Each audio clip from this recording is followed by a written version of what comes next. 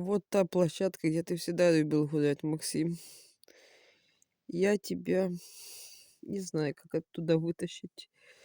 Беги сам, сынок. Ты уже не маленькая крошечка. Беги. Мама тебя ждет. Ты не собственность, ты не товар. Это и война.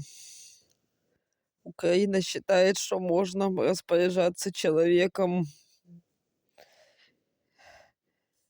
как рабами. Геноцидная Украина. Уничтожает население любыми способами. Добралась уже до маленького человека. Нет, мы не Украина. Я... Ты не гражданин, и я не гражданин этого никчемной корпорации. Беги оттуда. Пусть зарабатывает бабло на своих... Ай, как же вас их назвать? Паразитах своих.